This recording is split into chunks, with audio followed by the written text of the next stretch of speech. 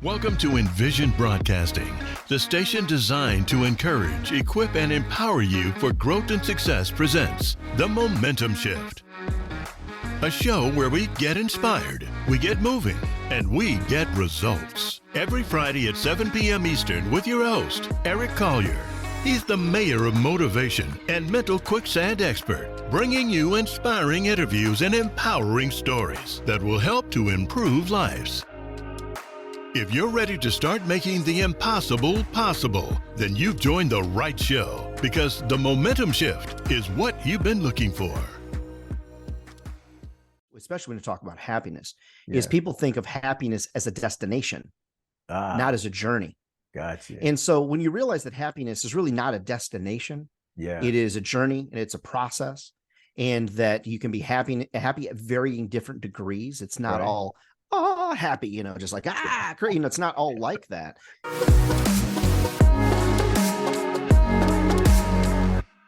Hello, I'm C. Eric Collier, the mayor of motivation.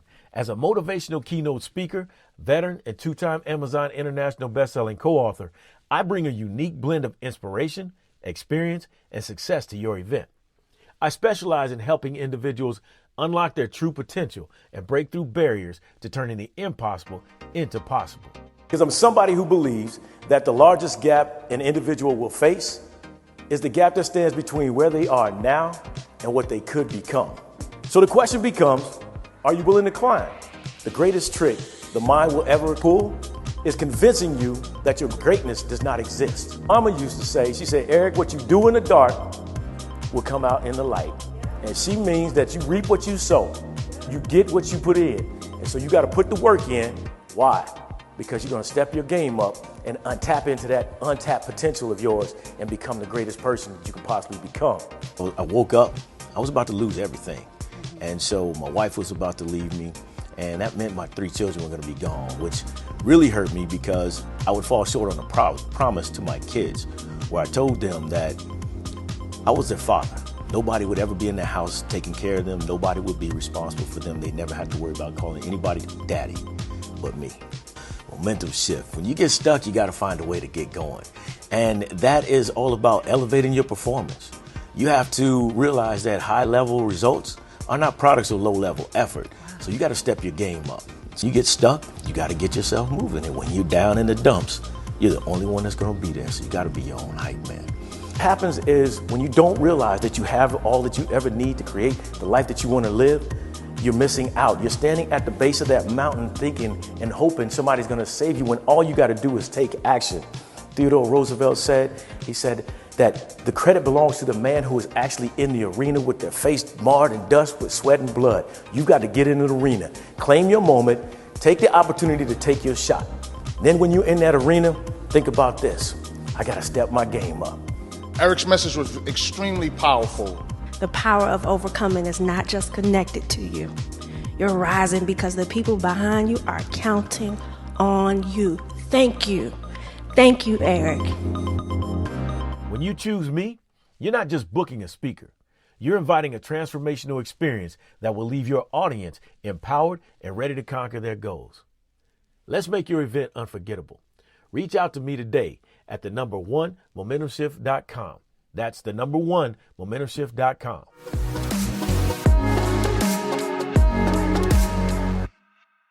Hello and welcome to the Momentum Shift, a show designed to get you inspired, get you moving so that you can get results. We want you to live in the impossible. I want you to take steps, take actions so that you can create a life-changing momentum shift and begin to live in those things that you never thought you could do before. Hello, I'm Eric Collier, the mayor of motivation and your host for today's show. And today I have with me somebody who is a 30-year global sales and marketing advisor. His business has impacted 200 companies in 15 industries. He's got his psychology of leadership certification from Cornell. He's trained over 30,000 salespeople, and he's been recognized by USA Today, CNN, and Forbes magazine, as well as he's impacted over $500 million in sales. Of course, he's a proud military dad, married for 26 years, and he's an Emmy-winning award speaker and sales trainer. Ladies and gentlemen, welcome Mr. Ryan Dohrn. I appreciate that. Boy, I'm going to have to play this for my mother. I don't know that my mom even realizes all the stuff her son has been up to over all these years. I think she just thinks, so you sit in front of the microphone and you talk to people. Can you pay your bills doing that? And so, no, well, not exactly just that, Mom, but love my mom and always and one of those lucky people that my parents told me that they're proud of me so many times growing up, and yet I still found, Eric, myself in some kind of down times, and so I've gotten out of those places. I've gone through the peaks and down the valleys, and I feel like we've got a lot of fun things to talk about and get people pumped up, motivated, and pointed in the right direction. Oh, cool. Yeah, I'm really excited. I think from the moment, like I said, we were introduced and I started watching your video, you're the happiness guy. I love it. So, but I want to start off with my number one question. What does momentum shift mean to you? And how have you used that to really harness and change things in your life? For me, momentum is a lot about forward motion and just realizing, and I know you agree with that, and just realizing that there's a reason in an automobile that the front window is so big and the rear view mirror is so small, because you have so much more in front of you. And if you focus too much on what's behind you, you're going to crash on what's up in front of you. Yeah. And I remember when I was, that analogy that Dr. Jeffrey McGee spoke about many, many years ago. And I never forget that conversation. Whenever I have circumstances in my life where I'm just dwelling too much in the past, I always remember what he said about that. And that is, you always need to be remembering that there's big things ahead for you. But the secret is you gotta keep moving forward. Not everything that's going to come in front of you is going to be great. Right. I do feel like, the more you try, the luckier that you get in some circumstances.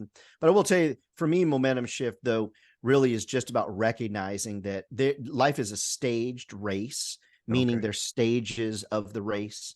And it's really is more of a marathon with sprints in between, and just recognizing that you will have down times. I mean, you just will, but are you prepared to come out of that time and do something great with what you learned from that time? And I just appreciate all the things you talk about on the show. I've listened to a bunch of the episodes, and I hope that our conversation today will help people realize that they're not alone in the struggle for finding happiness and things like that. Yeah, I'm with you on that one, Ryan. I mean, I've lived on both sides, and I find that happier is better. It is. Right. I enjoy life a lot better on the happiness side, but I understand you got to go through the struggles to get through the sun, through the sunlight, right? The good time. Exactly. Yep. Yeah. Not a whole lot, Eric, in life comes without struggle. Yeah. Now I know that there's people that just get given money. That wasn't me, by the way. I wasn't just given a bunch of money. Yeah. My dad has said, I'm going to leave you my good name. And I said, you know what, Dad, that's good. Die with zero. That's good. I like it. Yeah. Leave me your good name. And I appreciate that.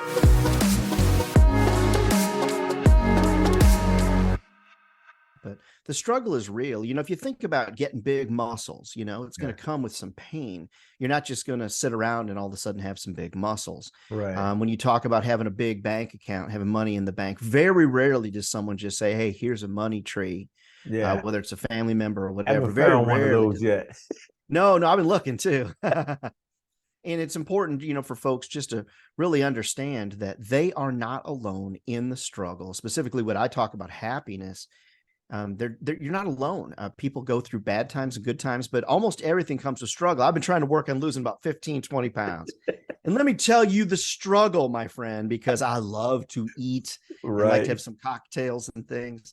And if I'm going to lose that weight, I'm going to need to go through some struggle. Yeah. I think my marriage of 28 years, I'd say the good far outweighs the bad, but we came through the struggles realizing, hey, we're a better couple because of the struggles. Don't try to avoid them. I mean, try your best to not get too drawn into it, but just realize that struggles are real and there's growth that comes from struggle. Yeah. Almost everything in life worth a darn comes with some level of pain.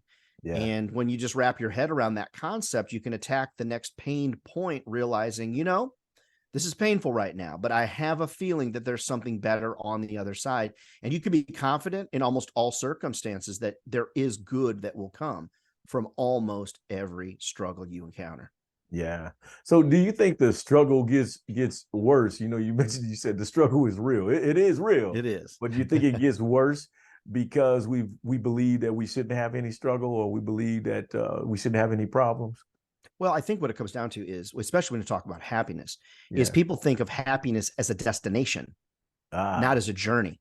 Gotcha. And so when you realize that happiness is really not a destination, it is a journey and it's a process, and that you can be happy at varying different degrees. It's not all happy, just like it's not all like that. You should happiness be comes yelling and screaming at everybody you see. Exactly. Are you happy? Are you happy? And I think you'll realize that you've gotten to a point of happiness when others will say to you, wow, you just seem so happy. You seem so energetic. You seem like you've got your stuff together. But it wasn't those times, though, that people were saying that to me that I still, was struggling. So I think one of the biggest things is for folks just to recognize that happiness is a journey. It's really not a destination. Because if you feel that happiness is a destination, you're always going to be struggling to find it. And you might have found it and not realized it because you're looking at it as an end game. And happiness is not necessarily an end game. Success is not necessarily an end game. If you look at it that way, you're going to struggle throughout your life, whether your quest is money, which I wouldn't recommend, whether your quest is just happiness with your marriage, with raising your kids or whatever. Then it's a journey. And if you think about it that way, you'll find happiness a lot faster and a lot more frequently. Yeah. I like what you talk about I've watched one of your speeches, and you talked about happiness. And I love that, how you talked about the Uber driver that you met, and how you happy when you see it. Can you tell that story? I really enjoyed that. Yeah. So Mike, my Uber driver, he when I get in the car, when you take an Uber, you can tell whether somebody wants to talk or doesn't want to talk. And you may find this hard to believe, but I actually do like to talk. And so actually there's a comment on my Uber profile that one of the drivers showed me. It says, "This one's a talker," is what it said. It's in your profile. They make notes about you, right? Okay. And so when I met Mike, the Uber driver, he was a war veteran and was driving an Uber and just seemed, really, really happy. But I scared the tar out of him because he was before he drove Uber, he drove a hearse for 25 years. And so I got real quiet, didn't talk for a couple miles, and then I scared the tar out of him when I said, "Hey man, you missed that turn." He about jumped out of his seat. And he said, "Usually my passengers don't talk to me." And I thought that was great. I thought that was great. But I love it. It's, everywhere I go, and as I talk about happiness, as you mentioned, I talk about sales a lot, marketing. But I get asked about happiness more than anything, Eric. And I think the reason is because universally as a people, we're searching for happiness in one way, shape, or form. Everybody's level of happiness is a little bit different. But I would say this to you. Some people, they say to me all the time, "Oh, Ryan, money can't buy you happiness." And I'll say, well, perhaps it cannot, but I sure am really happy when I can pay my bills. So, you might not find the ultimate level of happiness you want or desire with money. But there is a certain piece of responsibility that we have to provide for our families, et cetera, and to pay the bills. And you do feel a little bit happier when your bills are paid. So I don't know. We can talk about that further. I'm with you. Like I said, I've seen both sides of that. And it's just something nice being able to pay your bills and be able to have some money left over and not be broke on the same day. Yes, exactly. But I do think, there's a process to finding a certain level of happiness. And I've been able to kind of break it down in my life and involve my spouse in that, my wife in that, get my kids involved, in the process. So I think that finding happiness, the journey of happiness and making it a good one for you actually can be taught, and it can be, repeated. And we'll dig into it as much as you want to as we talk here together. So I know, part of talking about digging into it, I know part of your message is that you woke up in the hospital, and I think what was the question you asked? Did I die? Am I in heaven? Is that part of what led you to start speaking more and focusing more on living happy and enjoying the times, the moments of life? It is. You've heard the old saying, you're burning the candle at both ends, so to speak. And so in my quest for what I felt was happiness, I thought it was a destination. I thought it was something I could get to. I was just basically burning the candle at both ends, jumping on one airplane to the next airplane and thinking that the more that I would speak and the bigger the stages would be, or the bigger the audiences would be, that I would find happiness. And I thought to myself, hey, if I could just be in front of 3,000 people, then I'm going to be happy. And if I could just make this amount of money, I'm going to be happy. And don't get me wrong, I enjoy speaking to groups. It's what I do and what I love. And I believe that God put me on this earth to impact people, empower people, and help people be who they want to be. But I realized that no matter how big the stages got, no matter how many cars I had in the garage, how much money was in the bank account, that I woke up, I was speaking to a group in Palm Springs, California. And at the end of the conversation, Eric, I had just a raging headache. Okay.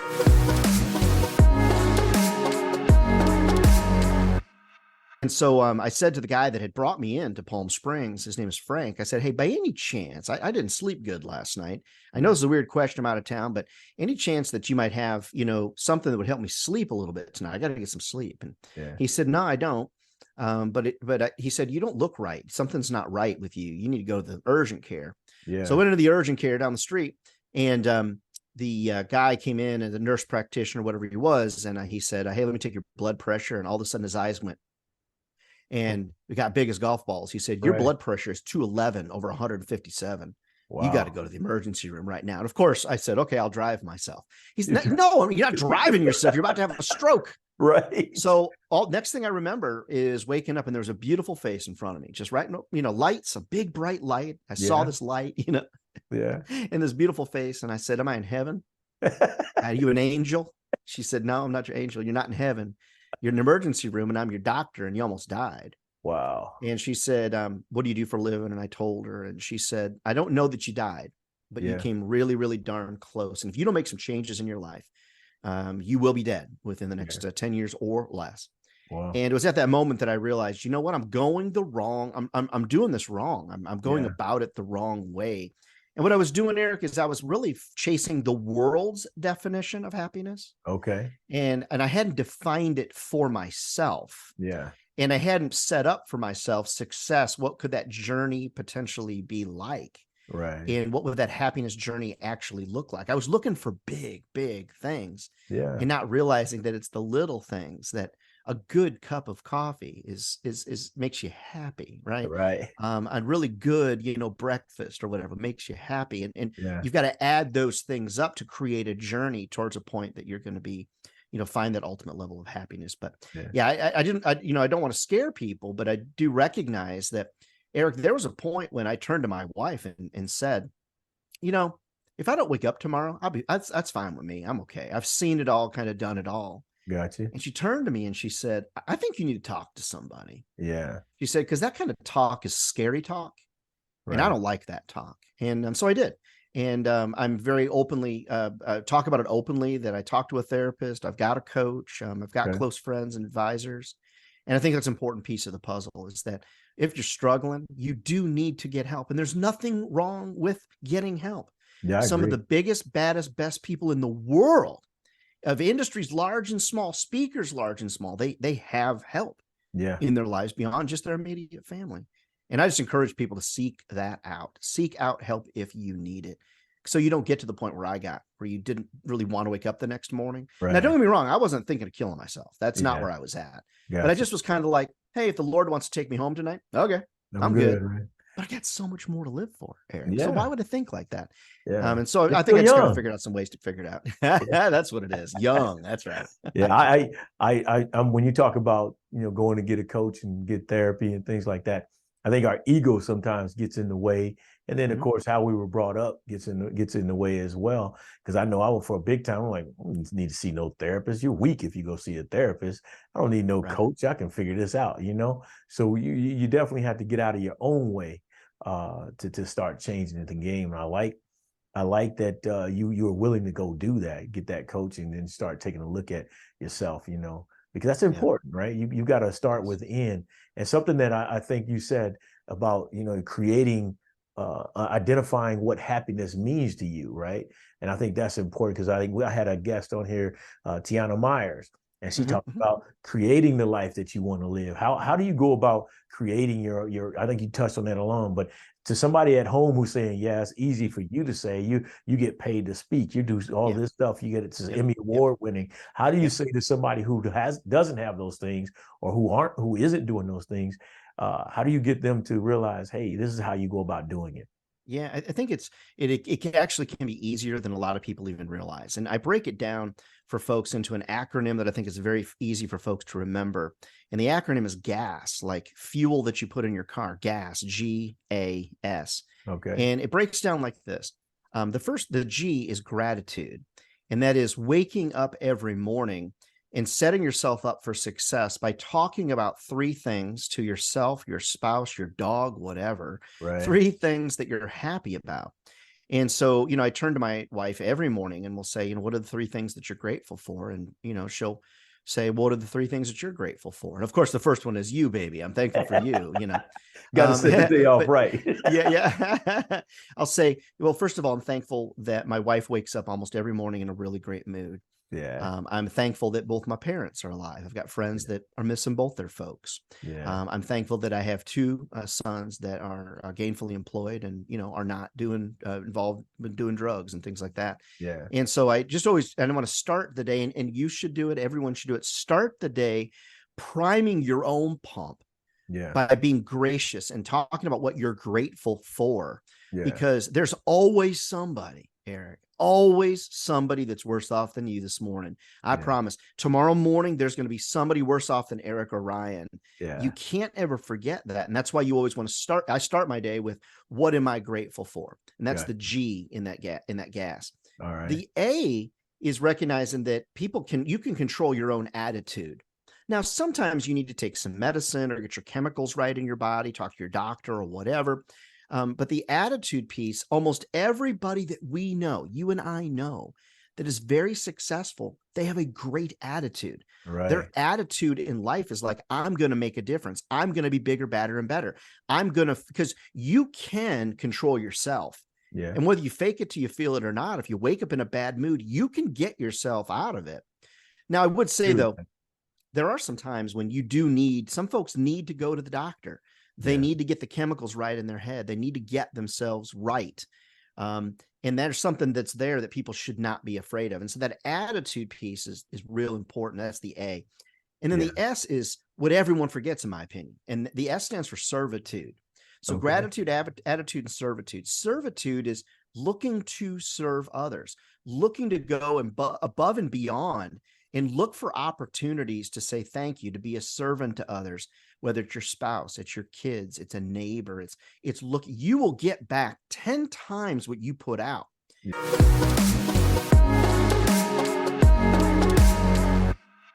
Yeah. If you just look for opportunities to be a servant to others, it can start and be as simple as saying, I did this last night. It wasn't necessarily intentional, but it worked to my advantage. A woman was walking towards the door of a store, and I said out loud, would you allow me to get that door for you? She stopped dead in her tracks. Right. I bet you no one said that to her in 20 years. Yeah. Would you allow me to get that door for you? She stopped, and I held the door, and her husband walked up, and he said, it's pretty nice of you. And I said, well, I usually am nice, to folks. Usually. And he kind of laughed, He said, I'll be honest with you, man. He said, I can't remember the last time somebody held the door for me. Yeah. And I took to him. I said, it's probably because you're wearing that Pittsburgh Steelers hat. That's the reason they won't hold the door for you. He laughed, he laughed. But the other thing, as far as servitude goes, when you look at leaders of significance, the Jack Welches of the world, the Bezos of the world, those types of people, the Bill Gates of the world, all of them really do have an attitude of servitude. They really, they're rich as ever, don't get me wrong, but they're serving others. Look at Bill and Melinda Gates. The Gates Foundation, it gives billions of dollars a year to serve people. So that's where I kind of, I lead people and I guide people to really an understanding that if you've got gratitude in order, if you got attitude in order, if you're looking to be a servant and have servitude in order, those 3 things were critical to me finding and staying on the path of happiness. Yeah. And I think that's a good, easy way for people to just kind of get started with it. I like that. And I want to encourage everybody that's listening right now to rewind that if you can. Go back and check out that acronym, GAS. It's not just fueling your cars, fueling your life as well. So check that out. Gratitude, attitude, and servitude. I love that. Yeah, you got it. I like that. So before you started speaking, I'm from the Midwest as well. So when you said D1, was it not D102? It was oh my goodness, I forgot the station. I'd worked at WLS downtown Chicago. There we go. Yeah, WLS. Yes. When you mentioned WLS, I'm like, where's he from? I went to college in Chicago, lived in Chicago. Yeah. So when you look at where you are now, and so you won the Emmy at WLS, right? Or no, you won the Emmy, yeah, at WLS. And then you went on to Disney, right? Managing at Disney. You're one of the youngest managers ever, right? Yep, I was at the time. Yeah, for sure. So that says something about your mindset then as well, right? Your leadership capabilities. How do you teach this happiness, and how do you teach the leaders that you work with, those managers, the executives? How do you teach them that it's important that being connected with them and being happy with themselves is a part of leading the team? Sure. It's really all about having a process for basically everything that you do. Right. The problem that I observe with most leaders and most people that I'm coaching and working with is that they live in the world of randomness. Okay. They live by random occurrences. Randomly an email comes in and you take care of it. Randomly a sales lead comes in and you take care of it. Or legitimately the lead comes in and you take care of it at random times for random reasons using random tools and those kind of things. Gotcha. Being the king or queen of random land, that is not a title that you want to hold. As a matter of fact, when I'm talking to groups, I'll say, name 5 things for me where randomness actually works to benefit you rather than having a process being random. Because a process is actually pretty boring. Processes are boring, but structure and processes typically produce results. And I tell people all the time, those positive processes will produce profit. If you just will follow some processes. But the problem is we are so random as people, it becomes normal to us. Randomness seems normal. Like you're walking through your day and you're like, oh gosh, I should probably prospect for some new business today. Well, yeah, you should. You should actually dedicate time to it, right? Yeah. Or, I should probably be nice to my wife today. Yeah, you probably should be nice to her every day, right? Every day. Or, you know what, I should probably be proud of my kids. Yeah, like right every day you should be proud of them, right?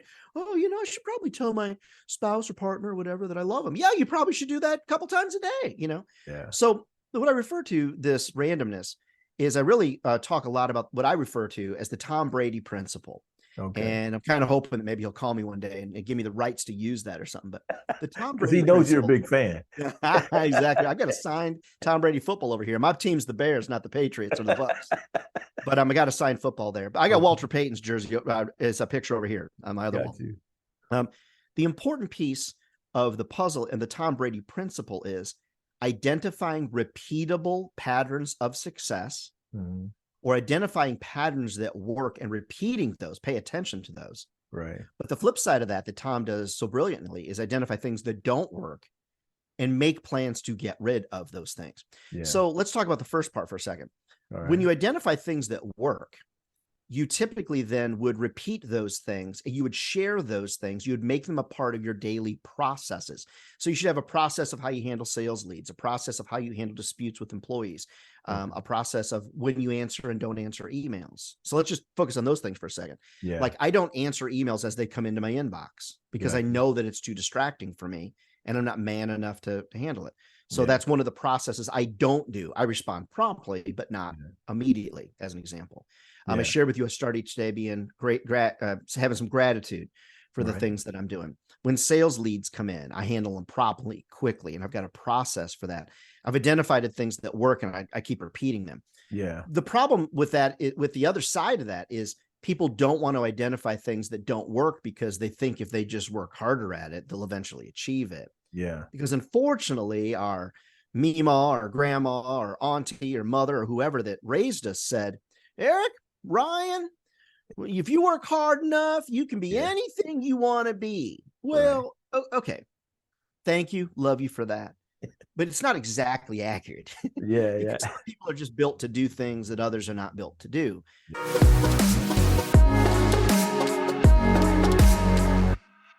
I play golf, but Tiger Woods could still beat me with a butter knife, right? I can shoot hoops, but Michael Jordan came out of his mother's womb equipped to be a better basketball player than me. I mentioned Walter Payton. I wanted to be a running back for the Chicago Bears, and I'm just not built or don't have the talent of a Walter Payton in that circumstance. So a lot of times people try so hard at things that, you just got to recognize when something's not working. You just got to recognize and do something different, in that circumstance. So I feel like that really is the secret of success, is identifying processes, putting processes in place, having structure in your life if I'm unstructured, Ryan Dohrn unstructured, Yeah. that ain't fun. You don't want to be around that. And so I think it's important to recognize that the way I got myself out of some holes and some slumps was selling more, being better at my business, but also having processes in place for everything. And the way God designed my DNA, Eric, I'm like a woo kind of person. I don't like processes, being organized. I don't like that kind of stuff. Right. But I realized my journey of happiness, when I'm organized, when I have a process, is much better. When I time block my day, is much better than when I'm random. And I lived the life of randomness, and I did it so well, I thought it was normal. Yeah. Being random does not produce positive results. Now don't confuse randomness with spontaneity, though. Gotcha. Randomness is different. Spontaneity is, I should buy my wife some flowers tonight. Yes, you should. Yeah. I should take my kid out golfing. Yes, you should. Right? That's spontaneous. Right. Randomness is things that occur every day that you think are normal, and everybody else realizes it's real random. So that's what I would start. You mentioned, something that I've heard is that when you respond to an email or you respond to a phone call, it takes you some time to get back into the zone that you were in when you were working. So you're doing well with this, with eliminating that distraction from your life. Right. Like, for example, my phone does not buzz. I was making a noise earlier before I shut it off there. Sorry about that, by the way. I shut it off now. If that phone buzzed every time an email came in, I'd never get anything done. Yeah. I read online from a gentleman, I'm blanking on his name right now, but they say that you lose approximately 175 hours per work year when you answer your emails immediately, because it takes to your point, 2 to 3 minutes to re-engage. Wow. So I got my calculator out and I'm like, okay, so let's just say that, you're somebody that makes, say, $75,000 a year. Yeah. You divide that by 2080, and it'll tell you how much you make an hour. Yeah. So that's $36 an hour times 175 hours of loss. That's $6,000. Well, I don't want to lose $6,000 by being random and answering my emails all the time. Yeah. So I encourage people to respond promptly to emails, but you don't necessarily have to respond instantaneously to emails. It's going to cost you too much money in the long run. Yeah.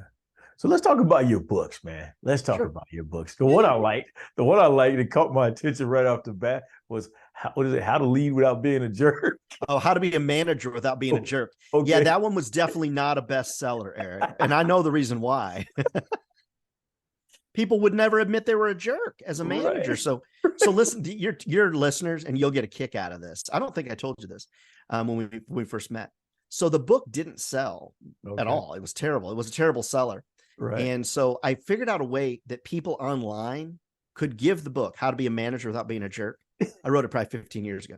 Yeah. And they could give it anonymously to their boss. So you could go online, pay for it, and anonymously send it to your boss. I started promoting it that way. Boom, 10,000 copies gone. People giving them to their bosses that were jerks, As a matter of fact, a former boss of mine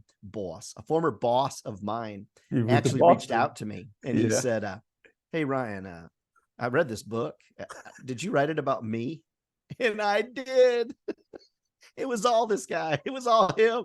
And he read the book. He wrote me. He said, I'm so sorry. I didn't realize I was being a jerk. I said, how could you not realize you were being a jerk when you always drank the last cup of coffee? You never refill the coffee pot. Yeah. How is it that you always come in late, yet you get mad at us for being late? Right. And then the biggest one was you would come in and eat our food. Like, I'd bring in a sandwich for lunch. It'd be sitting in there. I'd come back. It'd be gone. I'd see the wrapper in his wastebasket. Eat your food. I'm like, so that book was not a bestseller until people started giving it away anonymously. But I still think it has good management advice in it. Yeah. So we talk about shifting momentum. Well, we're not finished talking about your book, the one you recently had started. I don't have it in front of me. Selling forward. Yeah. Talk to me about the premise on that. Sure. So the pandemic changed everything for all of us. I mean, the pandemic changed everything for all of us. Yes. And so because of that, I realized that almost every sales book and marketing book that was written before the pandemic was pretty much useless after the pandemic. Gotcha. And so selling forward is really my sales strategies that I used I primarily sell and work in the media industry. We came up with new processes and new sales strategies that we began to test at the end of COVID, and the strategies are still carrying forward today. probably the biggest thing that a lot of your listeners would be able to use to get some enjoyment from and some use from is recognizing that there's 3 different kinds of people that you're going to deal with: emotional people, logical people, and ego-driven people. Okay. And if you identify the person that you're dealing with, you can connect with them better, because logical people want data. Yeah. Emotional people want stories. Ego-driven people, good luck. Right. Yeah. So, and that was really one of the bigger revelations in the book, is ego-driven, emotional-driven, and logical people. And when you identify who the person is you're meeting with, you're negotiating with, you're married to, you're dating, you'll realize how you can communicate better. Right. You're always negotiating. Yes, exactly. Yes, yeah, exactly. Yeah. And so that's part of your servitude, right? That's part of your servitude, right? Being able to cater to different audiences and negotiate and everything. It is. And as a part of my servitude process, all the books that I sell, basically almost all the profits, the net profits, all go, after the printing and all that, go to the Golden Harvest Food Bank. Okay. So we've had the opportunity to write checks for, I guess, totally maybe about 15 grand. Yeah. To the Golden Harvest Food Bank. And so that's just a real blessing to be able to share that and give back to folks as well.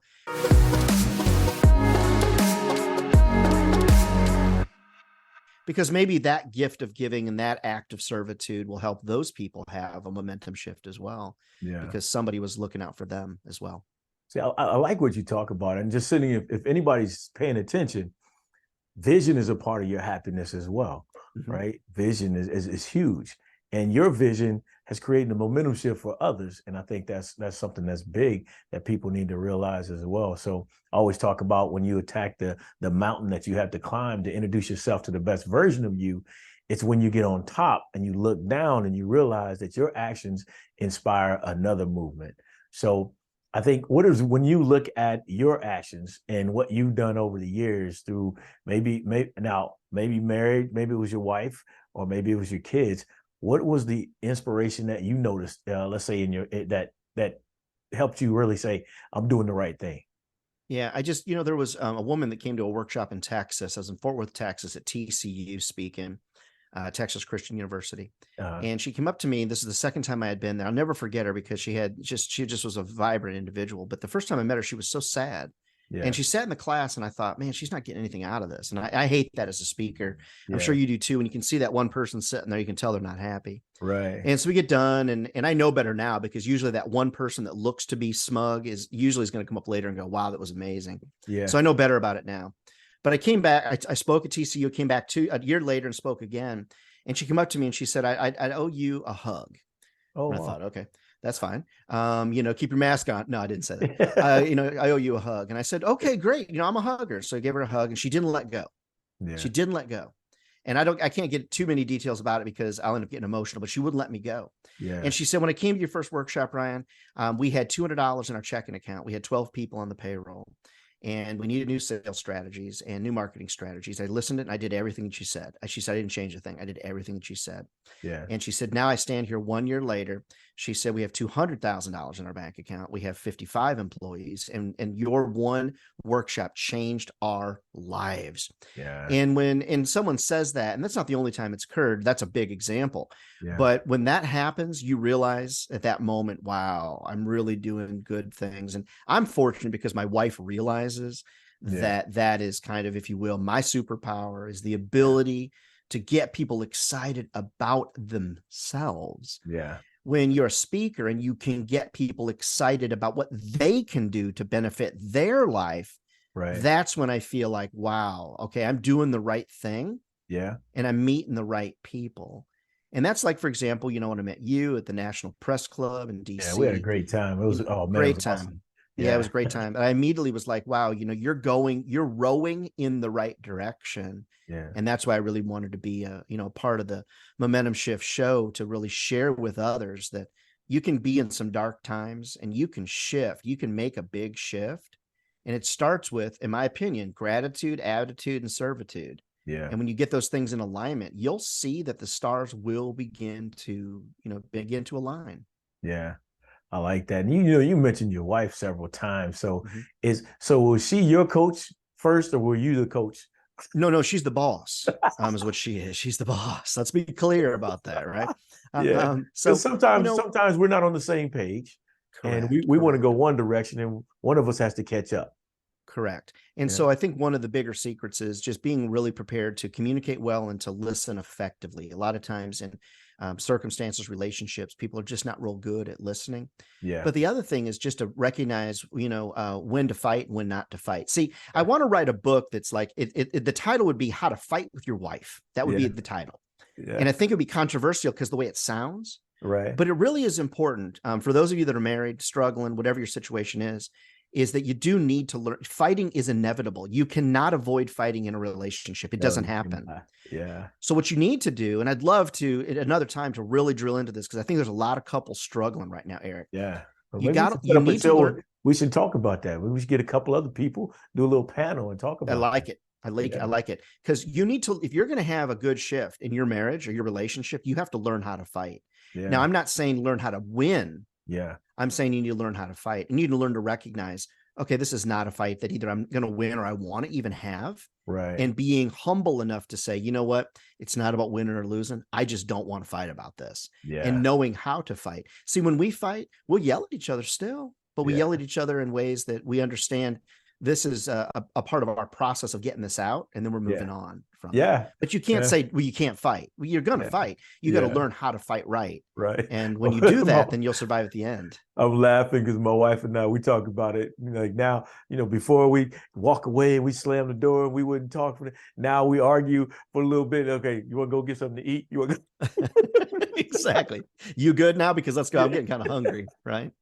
But it's important. Yeah. It's important to also know from your team, your employees, your team members. Yeah. It's important to know a dispute resolution, how to fight with your team members, how to guide those team members, how to coach, how to mentor. Yeah. And so I've been very, very fortunate that I have a spouse that actually wants to make things work, wants to get through things. Yeah.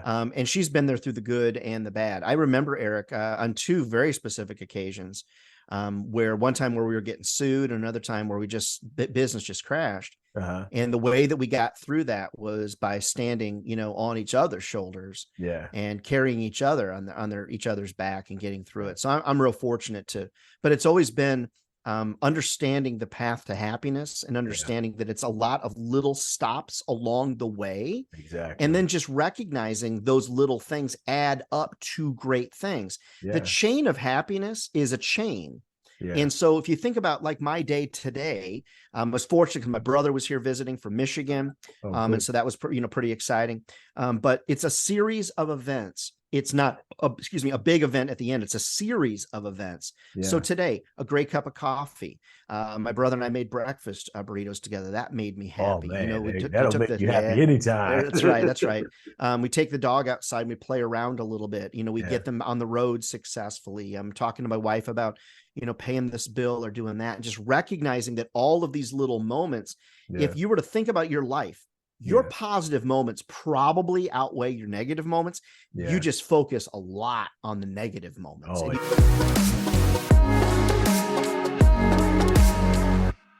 Hello, I'm C. Eric Collier, the Mayor of Motivation. As a motivational keynote speaker, veteran, and two-time Amazon International bestselling co-author, I bring a unique blend of inspiration, experience, and success to your event. I specialize in helping individuals unlock their true potential and break through barriers to turning the impossible into possible. Because I'm somebody who believes that the largest gap an individual will face is the gap that stands between where they are now and what they could become. So the question becomes, are you willing to climb? The greatest trick the mind will ever pull is convincing you that your greatness does not exist. Mama used to say, she said, Eric, what you do in the dark will come out in the light.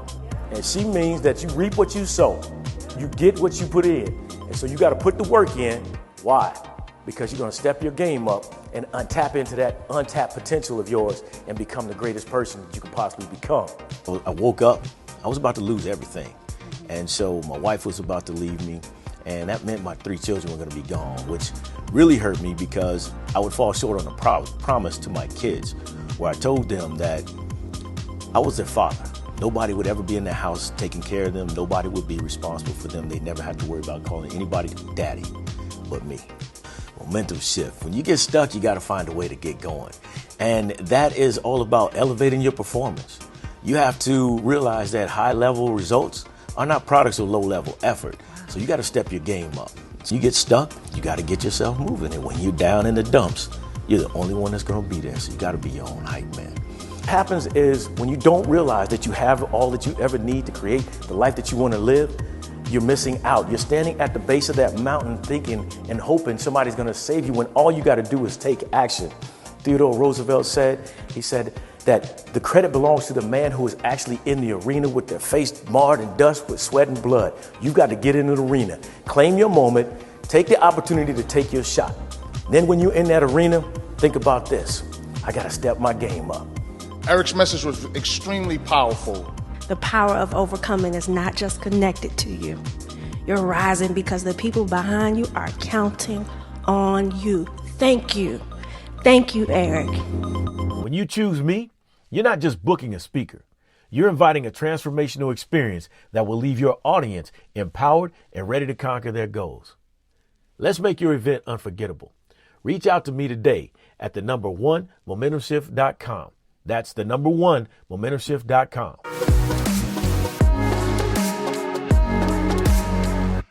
You don't give a lot of credit for the positive moments. Right. The reason this is important, Eric, is because negativity weighs so much more than positivity.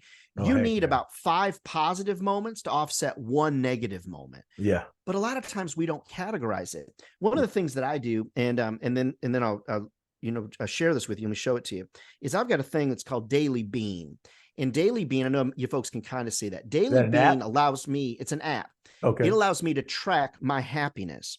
So every day, I can go in. So here's the little thing. So today, because I'm on, so how happy was your day? Real happy because I'm on this show with Eric. Boom, happy, done. Now I can go then and look at my trend, but I want to show everybody so they can see Ryan's not always the happiest guy. I can't get this straight. Here we go. Happiest guy. That's my trend over the last 30 days. So look at some of the valleys, man. Yeah. I'm just a normal cat like all of you. You have the valleys. They're going to come. It's just, are you prepared? Yeah. And do you have a process in place to get yourself out of those valleys? What am I going to do in the time of despair to get myself back out of it? Right. Whether it's your faith, whether it's your relationships, whether it's having good coaches and mentors, you got to figure that piece out.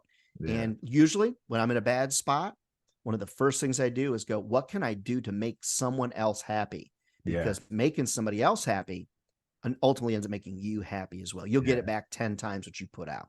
Yeah. You brought up a great point where you talked about having a bad moment. And then I think if you look at golf, right? Mm-hmm.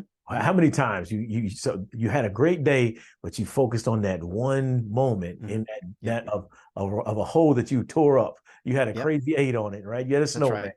And it affected the rest of your round for that whole day. And then when you get finished, you may have shot a pretty decent score, but all you talk about is the negative things. And I think some of the reason that we find ourselves stuck, some of the reason we're not happy is because we had that moment in our day that changes the game. It takes our smile off our face and it makes us frustrated and we're not happy.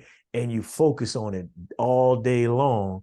And you're telling everybody about it. And the molehill now becomes a mountain. And it just affected your whole day. And you've been stuck in that one moment in time. So I think you brought up a great point there. So, well, you got to find the process to get yourself out. You need a repeatable process to get yourself out of those bad times. Yeah. That could be going to church. It could be, now it shouldn't be probably going to the bar. You got to have something, you don't want to do that. It's got to be something that it makes you positive. Like I always look to call somebody to be helpful to somebody else. The more I give, the more I get. And right? I like that. You've got to figure out what is the thing that allows you to get from negativity to positivity so that you can repeat it regularly. Yeah. It could be a song. It could be a book. It could be reading the Bible. There's all kinds of different things that people do. Yeah. What you don't want to do, as I briefly mentioned, is you don't want to say, well, the way I get out of a hole is I go with my buddies to the bar and drink some. Yeah, the way I go is I go to the smoke shop and smoke some. Yeah. That's not a process that you want to repeat. There's bigger things in life because those things are just going to double your negativity and bring you down further. The other thing is never forget, it could be the people that you're around. Yeah. I mean, experts tell us you're the sum of the 5 people you hang out with most. Well, look at the people you hang out with most. If you're negative, you might be hanging out with a bunch of negative Joes or negative Janes, and you've got to reframe your life group, the people that are around you. I can't stand being around negative people, Eric. I can't stand it. They bring me down. I'm with you. I can't deal with it.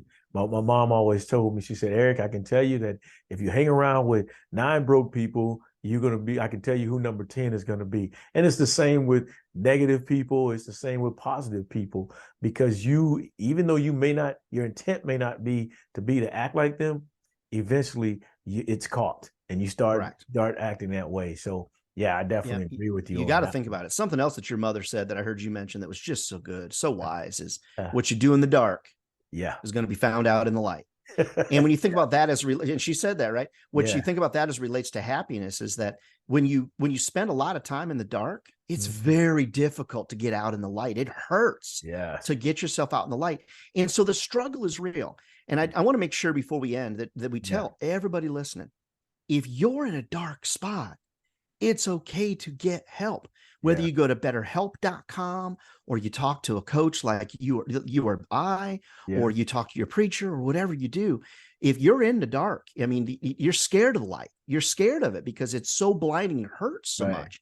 You got to recognize that there is light at the end of every single tunnel. There's not very many, because it wouldn't be a tunnel. It wouldn't be a tunnel if it was a dead end. Right? Exactly. There's the light at the end of every tunnel. And if you're looking for that big shift, it starts with small changes. It doesn't have to be a big change. It's just the small things. And so what I realized is all the small things. There were so many good things, Eric, so many little good things that, like I got this one special pen that I finally found after 2 weeks. I'm so happy about that. And people are dumb. They think I'm dumb for saying that. I'm so happy about that. I switched and got a different Keurig. The coffee's better. I'm so happy about that. Gotcha. My dog, when it went out this morning, did the right thing when it went outside. I'm so happy about that. All Especially those little things add up. I know. All those little things add up. They all add up. And so I just hope that as people listen to this show and the other shows that you do, that they realize that if you stack up those pennies, you will get to $1. I mean, you just will. Exactly. And everybody wants to just go fast. Like, just give me $1. Yeah. Stack those pennies up. And you will get to $1. And just remember, every one of those pennies is worth a moment of happiness. And even if you take out one that makes you unhappy, put another one back in there and realize that it's a journey. It's not a destination. Exactly. And you and I both know, being from the Midwest, in the wintertime, the car's going to get stuck. And the best way to get it out is to just start getting it rocking. As soon as you get it rocking, those little wins will create a big momentum shift and get you out of there. So I love that, man. So what you got coming up next, Ryan? Yeah, so I'm really working on, because I do so much in the sales business, I'm going to be working on a sales, the humanity of sales book. I'm really trying to help salespeople not be salespeople and just be humans, because humans sell. Humans can sell things, but salespeople have a hard time selling it. So I'm working on that. I've got a couple of conferences that I'm going to be putting together for folks and trying to get more small groups together like you and I did at the National Press Club. I think that's awesome experience. I encourage anybody that gets a shot to take it. I think those kind of things are important. And then I really want to be focusing here in the next, 6 months as we roll into next year. I'm going to be creating a bunch more online programs so that we can talk about what you and I are talking about here today and let people go through like a happiness course. I can teach sales and business all day long. But what I really want to talk about is finding happiness in your life. Because everybody needs it. And I feel like I'm going to make that bit of a shift in 2024 is really help people identify what they need to do to be happier and healthier and wealthier in their lives. I like that. So I've seen you. You're all over the place. You're always traveling, and you run into the people that need to take a bath on the airplane. Exactly. Boy, oh boy, what was that? Where can people connect with you? I think the easiest way would be RyanDohrn.com. But I'm real, and you can see it here, Ryan Dohrn, DOHRN.com. But I'm doing a lot more on LinkedIn. I think LinkedIn is probably by far one of my most favorite resources. I don't do as much on Instagram and Facebook as I once did. I spent a lot of time on LinkedIn. So if you're a business person, connect with me on LinkedIn, connect with Eric on LinkedIn. I think it's going to become one of the better resources for all of us to stay together, because social media is so negative anymore. But LinkedIn, I tend to be a lot more positive. I'm big on connecting. I picked up the title or the nickname, the Mayor, just simply because I love to connect. So reach out to either one of us, because you'll find both of us on each one's page. So I love it. Ryan, thank you for joining me. You truly are a momentum shifter. I love your topic, the happiness. And I love, like I said, being in the same room with you, man, and just watching you perform. Now, I wouldn't even say perform, but just operate as an individual, the happiness that you bring to the room. I loved it, man. And again, if anybody, I encourage anybody, if you're going to looking for somebody with sales training, look up Ryan Dohrn, because he brings so much value to your training sessions, your workshops. So with that, appreciate that. Thank you for joining me, sir. I look forward to working with you again. Ladies and gentlemen, that's it for the Momentum Shift, a show designed to get you inspired, get you moving so that you can get results. We want you to step into the impossible. With that, thank you for joining me. Until next week, always just keep pushing, because nobody's going to do it for you. Take care. Because I'm somebody who believes that the largest gap an individual will face is the gap that stands between where they are now and what they could become. So the question becomes, are you willing to climb? The greatest trick the mind will ever pull is convincing you that your greatness does not exist. Mama used to say, she said, Eric, what you do in the dark will come out in the light. And she means that you reap what you sow. You get what you put in. And so you got to put the work in. Why? Because you're going to step your game up and tap into that untapped potential of yours and become the greatest person that you can possibly become. I woke up, I was about to lose everything. And so my wife was about to leave me. And that meant my 3 children were going to be gone, which really hurt me, because I would fall short on a promise to my kids where I told them that I was their father. Nobody would ever be in their house taking care of them. Nobody would be responsible for them. They never had to worry about calling anybody daddy but me. Momentum shift. When you get stuck, you got to find a way to get going. And that is all about elevating your performance. You have to realize that high-level results are not products of low-level effort. So you got to step your game up. So you get stuck, you got to get yourself moving. And when you're down in the dumps, you're the only one that's going to be there. So you got to be your own hype man. What happens is when you don't realize that you have all that you ever need to create the life that you want to live, you're missing out. You're standing at the base of that mountain thinking and hoping somebody's going to save you when all you got to do is take action. Theodore Roosevelt said, he said that the credit belongs to the man who is actually in the arena with their face marred in dust with sweat and blood. You got to get into the arena, claim your moment, take the opportunity to take your shot. Then when you're in that arena, think about this. I got to step my game up. Eric's message was extremely powerful. The power of overcoming is not just connected to you. You're rising because the people behind you are counting on you. Thank you. Thank you, Eric. Let's make your event unforgettable. Reach out to me today at the number 1 momentumshift.com. That's the number 1 momentumshift.com. Thank you for joining The Momentum Shift, a show bringing you interviews and stories of incredible people to help you get inspired, get moving, and get results to ultimately create the life-changing momentum shift that will improve your life. Join host Eric Collier, the mayor of motivation and mental quicksand expert, every Friday at 7 p.m. Eastern for The Momentum Shift, the show and change you've been looking for.